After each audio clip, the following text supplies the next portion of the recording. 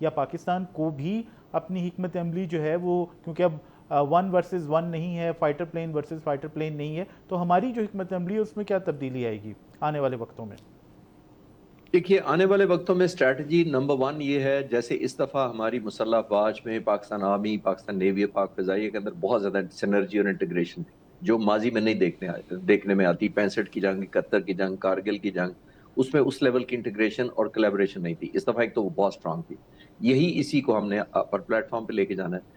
دوسرا، electronic warfare بہت زیادہ اب آپ کا انفلوئنس کرے گی جنگ کو۔ ہم نے کیا سائبر کمانڈ، آپ نے دیکھا تھا پاک فضائیہ نے جو سائبر کمانڈ سے حملے کیے، ان کے گرڈ سٹیشن ان کے ناک آؤٹ کر دیے، ویب سائٹس ہیک کر لی، ٹرینز کا سسٹم، پانی کی سپلائی۔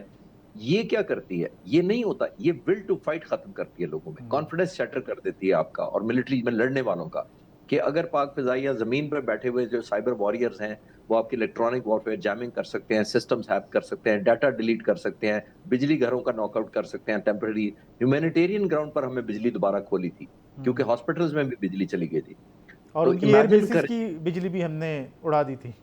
جی جی جی، تو اب آپ یہ دیکھیے کہ اس کا کیا مطلب ہے۔ جب آپ اس طرح کا مینیفیسٹ کرتے ہیں وار ایگزیکیوشن کو، تو یہ میسج جاتا ہے دشمن کو کہ آپ لڑنے کی یا تو صلاحیت نہیں رکھتے یا ہمارا مقابلہ کرنے کی حد تک نہیں آ سکے گے۔ اور میں نہیں کہہ رہا، یہ انڈین جنرلز کہہ رہے ہیں، جو کمنٹیٹرز ہیں، انہوں نے اپنی فوج کو بہت کرٹیسائز کیا کہ جب پاکستان سائبر کمانڈ میں اور سیٹلائٹ امیجری میں، جو پاک فضائیہ نے خاص طور پر بہت ترقی کی الحمدللہ under the able leadership air chief marshal Zaheer Ahmed Babar Sidhu, انہوں نے فورس ہی کیا تھا کہ آنے والی جنگیں، جیسے میں نے عرض کیا نا، ہم کاسٹ ورسز کاسٹ اور میزائل ورسز میزائل نہیں کر سکیں گے، ہم نے اپنے لیے جنگ سستی رکھنی ہے، اور وہ کیا ہم نے۔ سائبر کمانڈ کیا، ان مینڈ ایریل وہیکل کیے، لوئٹرنگ منیشن کیا، اور سیٹلائٹ کا بہت زیادہ استعمال کیا، جس کا مطلب ہے کہ جتنی زیادہ آپ انفارمیشن رکھیں گے۔ ایک اور بہت امپورٹنٹ جو اس کا آپ نے کہا کہ وہ آنے والے جنگوں میں ویزیبلٹی کس کی زیادہ ہے دوسرے کے بارے میں، جس ویزیبلٹی میں فزیکل نہیں کہہ رہا، انٹیلیجنس، آپ کی انفارمیشن، ویئر اباؤٹس، ڈپلائمنٹ، انٹینسٹی، آپ کی کیپیبلٹی دشمن کی کیا ہے۔ جتنی آپ دشمن کے بارے میں ویل انفارمڈ ہوں گے، ٹائملی انفارمڈ ہوں گے، اور مینیوٹس ڈیٹیل تک آپ کو پتا ہوگا، جو کہ اس دفعہ الحمدللہ میں بہت انفارمیشن تھی، وہ میں شیئر نہیں کر سکتا کس لیول تک ہمیں پتا تھا، وہ سائیڈ بہتر پلان کر پائے گی، وہ پری ایمپٹ کر پائے گی، وہ دشمن کے انٹینشن کو، دشمن کی ڈیزائن کو، دشمن کے وار پلان کو ٹائم پہ ریڈ کر لے گی، اس کا جواب پہلے سے تیار کر دے گی۔ اور یہی الحمدللہ پاک فضائیہ نے اس دفعہ پرٹیکولرلی کیا تھا، جب ہم نے 6 اور 7 کی درمیانی رات وہاں سے جب 85 جہاز آ رہے تھے، تو تقریباً 5 منٹ سے کم وقفے میں رات کو 12:30 بجے ہمارے بھی 42 جہاز ہوا میں چلے گئے تھے، کیونکہ ہم ان کو ریڈ کر رہے تھے کہ وہ انٹینشنز کیا ہے۔ اچھا، آپ نے خود سے ذکر کیا، میں یہ ذکر کرنا چاہ رہا تھا لیکن بعد میں، لیکن آپ نے ذکر کر دیا تو ہم اس کو یہیں سے کنٹینیو کرتے ہیں۔ آپ نے ذکر کیا کہ کس طرح سے air chief marshal Zaheer Ahmed Babar Sidhu نے بہت ساری چیزوں کو فورس ہی کیا۔ یہ جو ان کے ٹینیور کے بعد ایک دم سے ہم ماڈرنائزیشن دیکھتے ہیں، نیو پلیٹ فارمز کی انڈکشن ہو، J-10C ہو، J-10C کے بعد J-35 کی باتیں بھی ہو رہی ہیں، ڈفرینٹ اقسام کے جو آپ کے ایئر ڈیفنس سسٹمز ہیں ان کی باتیں بھی ہو رہی ہیں، لوئٹرنگ منیشن، ڈرونز اور نہ جانے کیا کچھ۔ یہ جو ماڈرنائزیشن پروگرام ہے، اس کا ایم کیا ہے؟ یہ کہاں تک لے کے جائے گا؟ یہ کنٹینیوس پروسیس ہے؟ اس کے بارے میں کچھ بتائیں، اور سب سے زیادہ لوگ کیونکہ جاننا چاہتے ہیں، پلیٹ فارمز کے بارے میں جاننا چاہتے ہیں، تو وہ بھی بریفلی تھوڑا سا بتائیے گا۔ دیکھیے میں تو credit air marshal Asghar Khan اور ایئر مارشل نور خان سے کروں، اور میں دونوں کو کہتا ہوں کہ وہ فادرز تھے لٹرلی ایئر فورس کے۔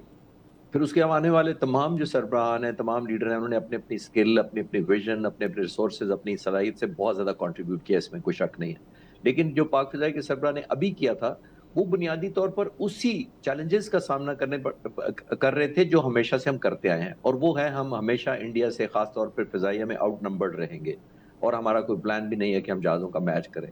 ہم کمپنسیٹ کیسے کرتے ہیں؟ نمبر 1، جذبہ ایمان، ہمیں پتا ہے کہ ہماری سوورینٹی کو بریچ کرے گا تو ہم نیو نارمل نہیں بننے دیں گے۔ نمبر 2، ہم بہتر کوالٹی آف ٹریننگ سے، ہماری کوالٹی آف ٹریننگ دنیا مانتی ہے اور آج کی نہیں مانتی، کئی دہائیوں سے ہماری ڈومیننس ہے الحمدللہ سے۔ ابھی بھی آپ دیکھیں جنگ کے بعد بہت سارے ملک ہم سے رابطہ کر رہے ہیں کہ ٹریننگ ان کی پائلٹس کو، ان کی ایئر فورس ٹیکنیشین کو ہم ٹریننگ دیں۔ نمبر 3، ہم کرتے ہیں ٹیکنالوجیکل ایڈوانسمنٹ سے، یا ٹیکنالوجیکل ایڈوانٹیج ہم رکھتے ہیں دشمن پر، آج کا نہیں ہے، ہمیشہ سے ہمارا رہا ہے۔ اس دفعہ خاص طور پر ہمیں پتا تھا کہ ہم میچ نہیں کر پائیں گے، انڈیا جتنا بجٹنگ ہم سے تقریباً 10 گنا زیادہ اس کا بجٹ ہے، تو آپ کیسے لڑ سکتے ہیں ایک ایسے دشمن کے ساتھ جس کا بجٹ آپ سے 10 گنا زیادہ ہو؟ آپ ان 3 چیزوں سے لڑتے ہیں، جذبہ ایمان سے، کوالٹی آف ٹریننگ سے، اور ٹیکنالوجیکل ایڈوانسمنٹ سے۔ اور پھر صرف خرید لینا نہیں ہوتا. انڈیا نے بہت زبردست جہاز خریدے تھے. انڈیا کے پاس ابھی بھی رافیل ہیں, SU-30 ہے, مراج 2000 ہے, MiG-29 ہے, اپ گریڈڈ ورژنز ہیں. مسئلہ کدھر آیا؟